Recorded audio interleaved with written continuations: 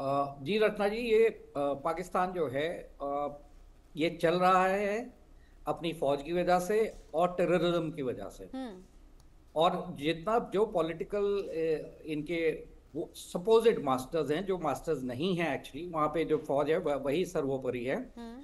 वो सब मिल के जो है ये मुहिम चलाते हैं। और उनका जो रोजी रोटी है वो हिंदुस्तान के खिलाफ डेली कुछ ना कुछ स्पीच में देना या कोई स्टेटमेंट दे देना। उनकी रोजी रोटी जो है वहां से चलती है। जो देवनाथ साहब बात कर रहे थे वो बिल्कुल दुरुस्त बात कर रहे थे। ये चीज मैंने भी पढ़ी है और सुनी है कि पाकिस्तान ने जब ये टेररिस्ट अटैक करवाया था पहलगाम में, तो उनकी तैयारी पूरी थी। उनको पता था कि हिंदुस्तान रिएक्ट करेगा। पर उन्होंने ये नहीं सोचा था कि इस टाइप से, जिस तरह से हमने उनके उनके अगेंस्ट उनको एयरबेस से तबाह कर दिए, उनके रडार तबाह कर दिए, हम्म। फौजी इंस्टॉलेशंस बर्बाद कर दिए, तो उन्होंने सोचा नहीं था। पर उन्होंने, जैसे देवनाथ साहब बता रहे थे, कि साइऑप्स उसके ऊपर बहुत ज्यादा ध्यान दिया है। और ऑपरेशन सिंदूर लॉन्च होने से पहले ही उन्होंने अपनी चीजें जो हैं विदेशों में फैलाई, अपनी आम आम जनता में बताया। जबकि वहां पे आम जनता, अगर मैं सही मायने में जो समझता हूँ, वहाँ की आम जनता तो समझती है कि ये पाकिस्तानी आर्मी कई बार मैंने वहाँ के वीडियो देखे हैं। तो वहाँ की जो आवाम है वो पाकिस्तान के ऊपर विश्वास, पाकिस्तानी आर्मी के ऊपर या वहाँ के पॉलिटिशियंस के ऊपर विश्वास नहीं करते, क्योंकि उनके दिमाग में यही है कि ये जो है लूट खसोट करने के लिए ही है। हम्म। जो भी जनरल बनता है या जो पॉलिटिशियन बनता है वो सिर्फ पैसे जमा करने के लिए। और आप देखिए, सबके बच्चे विदेशों में रह रहे हैं, उनके जो जनरल्स हैं और पॉलिटिशियंस हैं सब विदेशों में, उनके घर हैं। तो उनको अपनी आवाम से कोई लेना देना नहीं है। वो बेसिकली इसी चीज में लगे हुए हैं कि हम पैसा इकट्ठा करें और हिंदुस्तान के खिलाफ मुहिम चलती रहने दें। टेररिस्ट, आपने बिल्कुल सही बताया कि वहां पे जो टेररिस्ट हैं वो क्योंकि पाकिस्तानी आर्मी के साथ हैं, तो इस वजह से उन्होंने अपने आप को एलिवेट कर दिया है वहां की सोसाइटी में। वो कुछ भी कर सकते हैं, सिर्फ हिंदुस्तान में ही नहीं कर रहे हैं, हम्म। वो विदेशों में भी बहुत चीजें कर रहे हैं और अपने आवाम के ऊपर भी जो है वो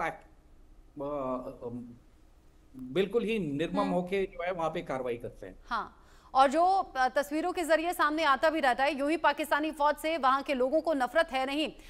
यूके देवनाथ सर, जिस तरीके से अभी तक की जानकारी मिल रही है और जो तस्वीरें वहां से निकलकर सामने आ रही हैं, मैं ये पूछना चाह रही हूँ, पाकिस्तान ये जानता है कि अगर आतंकियों को पनाह देता है, अगर आतंकियों को भारत के हवाले नहीं करता, तो भारत आने वाले वक्त में भी कार्रवाई करेगा।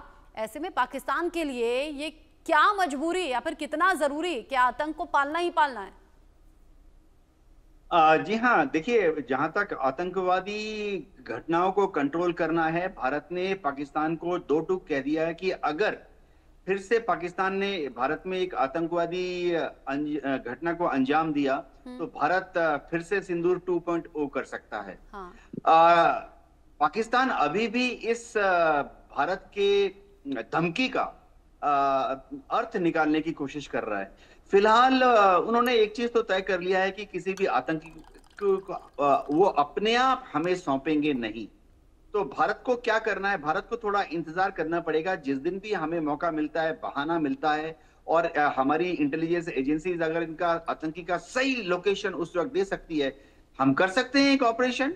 जिस तरह से अमेरिका ने ओसामा बिन लादेन को ढूंढ के निकाल के ले गए थे, हम लोग भी अपने क्रैक कमांडोज को, अटैक हेलीकॉप्टर्स को तैयार रख सकते हैं। और जैसे ही हमारी इंटेलिजेंस एजेंसी बोलेंगी फलाने फलाने गांव में, फलाने फलाने घर के अंदर झोपड़ी में ये बैठ के खाना खा रहा है, हम जाके उसको एक्सट्रैक्ट कर सकते हैं। लेकिन इसके लिए फिलहाल भारत सरकार ने अपने को संयम में रखा है, क्योंकि हम पाकिस्तान को मौका देना चाहते हैं कि इससे पहले कि भारत दोबारा से सिंदूर 2.0 करे, पाकिस्तान अपने आप खुद से ही सुधरने के कुछ इंडिकेशन दे दे, कुछ संकेत दे दे कि वो भारत के साथ मिलजुल कर सहयोग से रहेंगे अब से। लेकिन इसके चांसेस तो कम दिखते हैं ना ब्रिगेडियर खन्ना, कि पाकिस्तान खुद से सुधर जाए। अगर वहां रक्षा मंत्री ये कह रहे हैं 3 दशक से हम आतंक को पाल रहे हैं, ये गंदा काम कर रहे हैं, तो अब क्या सुधरेगा? जी रत्ना जी, जैसे मैं अभी थोड़ी देर पहले भी यही बता रहा था कि वहां पे जो है पॉलिटिशियंस, फौज और आतंकी, ये सब मिले हुए हैं। और वो हिंदुस्तान में अपनी रोजी रोटी, फिर बोलूंगा कि सेकने के लिए जो है ये टेररिज्म एक्टिविटी करते हैं। अब उनकी थोड़ा मोडस ऑपरेंडी बदल जाएगी। अब जो मुझे लगता है, मेरी असेसमेंट है कि श्रीनगर में एक टाइम था जब हिजबुल मुजाहिदीन जो है उसके अंदर काफी लोकल लड़के उन्होंने रिक्रूट किए थे, और वो इसलिए रिक्रूट कर पाए क्योंकि वहां पे रोजगार नहीं था, और इस वजह से जो है उन्होंने रिक्रूट करके हिजबुल मुजाहिदीन को सामने ले आए थे। तो वो होम ग्रोन टेरर, वो हमेशा ये बोलते थे कि ये आतंकी हमला जो है ये होम ग्रोन टेररिस्ट ने किया, ये आपके जो वैली में लोग रहते हैं JNK में वो कर रहे हैं। तो अगर कोई भी आगे कोई टेररिस्ट अटैक होगा, देखिए ये चीज रुकेगी नहीं, ये मैं यकीन से बोल सकता हूं कि कहीं ना कहीं कुछ ना कुछ होता रहेगा। अभी भी हम सेना ऑपरेशन कर रही है और टेररिस्ट मिल रहे हैं और हम उनको खत्म कर रहे हैं। तो पाकिस्तान अब टेररिज्म तो अभी भी रखेगा, पर ये बोलेगा कि हमारा इसमें हाथ नहीं है। अब जैसे हम जब पकड़ते भी हैं या मारते हैं तो हम आइडेंटिफाई करते हैं, उसमें लश्कर तोयबा के या पाकिस्तान बेस्ड और जो टेररिस्ट ऑर्गेनाइजेशन है उसके टेररिस्ट वहां पे मारे जाते हैं और हम उनको आइडेंटिफाई करते हैं। पर जब वो आइडेंटिफिकेशन अगर लोकल टेररिस्ट की हुई तो पाकिस्तान अपना पल्ला झाड़ लेगा और बोलेगा ये तो आपके टेररिस्ट ने जो है ये कार्रवाई की है, हमारा इससे कोई लेना देना नहीं। तो वो इस तरह से अपने आप को बचाने की कोशिश करेगा। हमारे पास अगर मौका मिला तो अब की बार एस्केलेटरी लैडर जो पिछला हमने किया है उससे हम बढ़ के कार्रवाई करेंगे, क्योंकि पाकिस्तान को सबक सिखाना अभी भी, होपफुली वो सबक सीख गए, पर अगर नहीं सीखे तो हम इससे ज्यादा कार्रवाई करेंगे। 2016 में हमने अपनी कमांडोज को भेजा था और उसके थ्रू जो है वहां पे उनके पोस्ट को उड़ाया था और टेररिस्ट कैंप्स को तबाह किया था। उसके बाद बालाकोट में जो है 2019 में हमने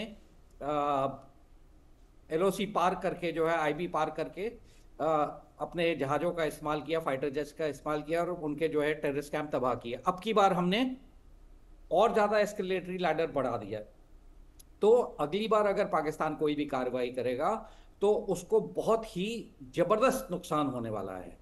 तो मेरी तो मंशा यही है कि अमन प्रिय रह के हमारे साथ जो है वो रहें और हमें मौका ना दे कि हम उनको बिल्कुल बर्बाद करें। लेकिन भारत के हाथों पिटने के बावजूद अगर पाकिस्तान झूठी तस्वीर दिखाने की कोशिश कर रहा है, न सिर्फ पाकिस्तान के लोगों को बल्कि बाकी देशों को भी, यूके देवनाथ सर, तो फिर पाकिस्तान का इलाज आपके हिसाब से क्या? प्रधानमंत्री मोदी तो कह रहे हैं ये एक संकल्प है आतंक के खात्मे के लिए, ऑपरेशन सिंदूर अभी जारी है।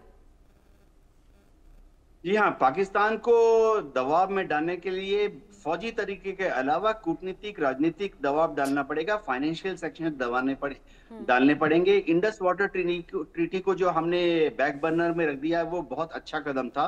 शायद भारत के पास इतनी ज्यादा 600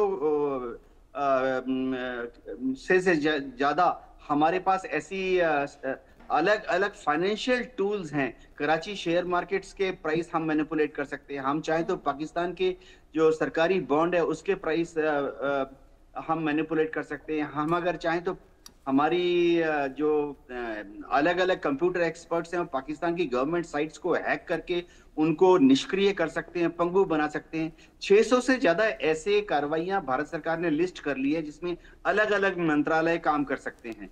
तो शायद उनको एक एक करके हम निकालेंगे और पाकिस्तान की तरफ फेंकते रहेंगे।